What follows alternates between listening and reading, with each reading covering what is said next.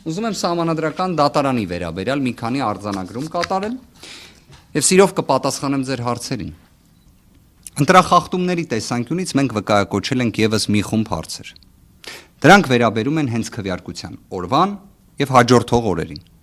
Դրանցից երկու խումբը ըստ էության ունենք շուրջ 80,000 անձնագրեր, որոնք չեն աշխատում։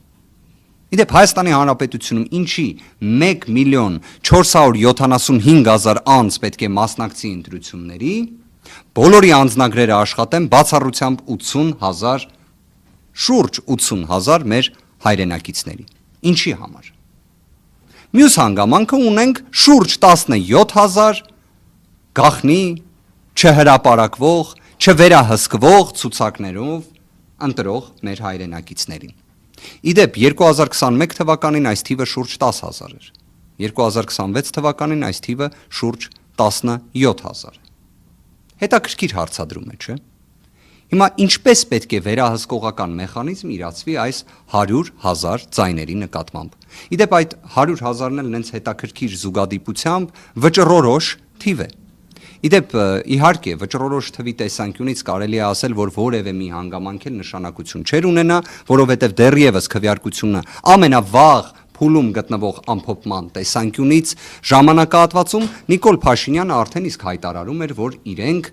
հաղթել են ընտրություններում։ Եվ ես շատ լավ հիշում եմ, ես չգիտեմ լրագրողներից այդ հարց տվողը արդյոք այսօր ներկա է հենց այս ասուլիսին, թե ոչ, ես հիշում եմ, որ հարց հնչեց, թե ի վերջո քանի տոկոսով է հաղթում քաղաքացիական պայմանագիրը, դրան հնչեց ֆանտաստիկ պատասխան, որ չգիտեն։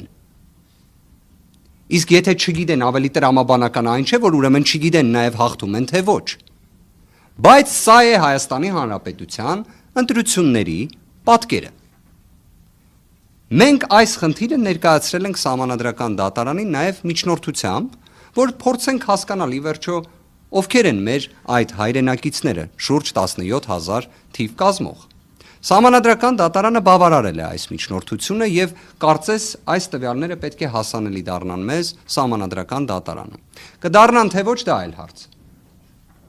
Մենք Սահմանադրական դատարանին նաև խնդրել ենք մի պարզ վարժության լուծումը, թե ֆինանսների նախարարությունը եւ մարզպետարանները եւ համայնքները մեզ տրամադրեին, թե օրինակ 2025 թվականի փետրվարի 7-ից մինչեւ հունիսի 7-ը որքան պարգևավճարներ, լրավճարներ, սոցիալական օժանդակություն, նվիրատվություններ եւ այլն այս թիվը ինչ ծավալ է կազմել 25 թվականի նույն ժամանակահատվածում եւ 26 թվականի նույն ժամանակահատվածում։ Սահմանադրական դատարանը այս հարցի ուղղությամբ միջոցներ չի ձեռնարկել։ Կարծում եմ պատճառը ինչի չի ձեռնարկել առավել քան ակնհայտ, որտեղ պատասխանն է ակնհայտ։ Միաժամանակ իհարկե հունիսի 7-ին հաջորդած ժամանակահատվածում մենք ունեցանք իրապես աննախադեպ մի իրավիճակ,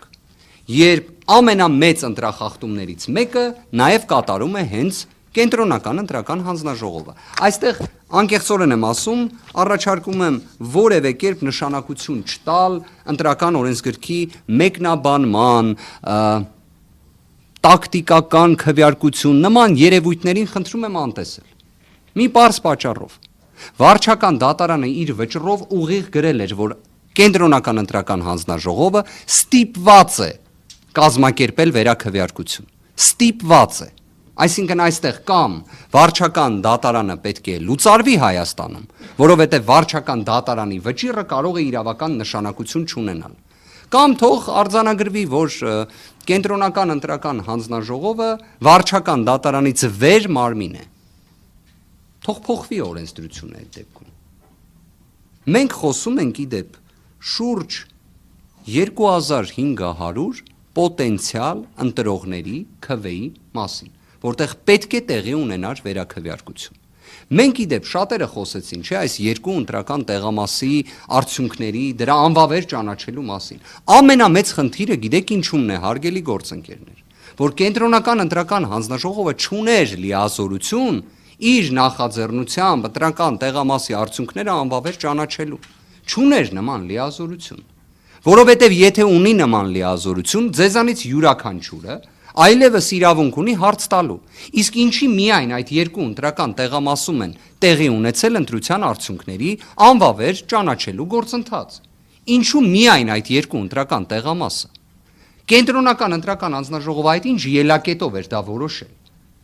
Չունեք չէ դրա պատասխանը։ Մենք էլ չունենք, որովհետև կենտրոնական ընտրական հանձնաժողովը ոչ թե որևէ մի ուժի դիմումի հիման վրա է այն իրականացրել, այլ սեփական նախաձեռնությամբ։ Եթե հարցը նրանում է, որ օրինակ այդ ընտրական տեղամասի վերաբերյալ արձանագրումները ընտրատարածքային հանձնաժողովի կողմից առկա էին, ես երկու այլ ընտրական տեղամասի վերաբերյալ հետաքրքիր տվյալ բացահայտեմ։ Օրինակ 36 կոտորակ 6 եւ 36 կոտորակ 11 ընտրական տեղամասերի վերաբերյալ։ Պատկերացրեք ընտրատարածքային հանձնաժողովի որոշումը, որը հրապարակված է ԿԸՀ կայքում։ Այնտեղ ուղիղ գրված է, որ այդ ընտրական տեղամասի հանձնաժողովի երկու անդամ պետք է իր կարգավիճակից զրկվի։ Այսինքն ինչա չէ ուրեմն տեղի ունեցել այդ ընտրական տեղամասում, որ ընտրատարածքային ընտրական հանձնաժողովը գտնում է, որ անդամների կարգավիճակը պետք է դադարեցվի հանձնաժողովի, բայց ընտրության արդյունքները անվավեր չեն ճանաչվում։ ԿԸՀ-ն որևէ միջոց չի ձեռնարկում։ Մենք իդեպ այդպիսի ընտրական տեղամասերի վերաբերյալ տվյալներ ունենք բազմաթիվ, ներկայացրել ենք Սահմանադրական դատարանին։ Եվ ամփոփելով խոսքս, Սահմանադրական դատարանի մասին։ Սահմանադրական դատարանը պետք է լինի անկախ եւ պետք է լինի անվախ եւ պետք է ունենա քաղաքական չեզոքություն։ Արդյոք Սահմանադրական դատարանը այս 3 չափանիշներին համապատասխանում է թե ոչ։ Չի համապատասխանում։ Արդյոք երկու դատավորների մասնակցության անհնարինությունը կարևոր էր։ Այո, կարևոր էր։ Արդյոք տիկին Սեդա Սաֆարյանը կարող է մասնակցել այս գործընթացին թե ոչ։ Ակնհայտ է, որ ոչ։ Դիմել եմ Սահմանադրական դատարանին հետևյալ հարցադրմամբ։ Հունիսի 21-ին քննարկվել է տիկին Սեդա Սաֆարյանի մասնակցության անհնարինության հարցը։ Ըստ որոշման բավարար ձայներ չեն հավաքվել։ 2/3-ը պետք է լինի կազմի, որ դատավորի մասնակցության անհնարինությունը հաստատվի։ Ես ունեմ իմ վարկածը, թե ինչի համար ձայները բավարար չեն հավաքվել։ Այդ վարկածը կներկայացնեմ Սահմանադրական դատարանում։ Սահմանադրական դատարանը ունի բոլոր հիմքերը ԿԸՀ որոշումը անվավեր ճանաչելու, որին հաջորդում է թվով 3 որոշման հնարավորություն։ Ընտրության արդյունքները անվավեր ճանաչել, նշանակել երկրորդ փուլ, սահմանել մանդատների պաշտման կարգ։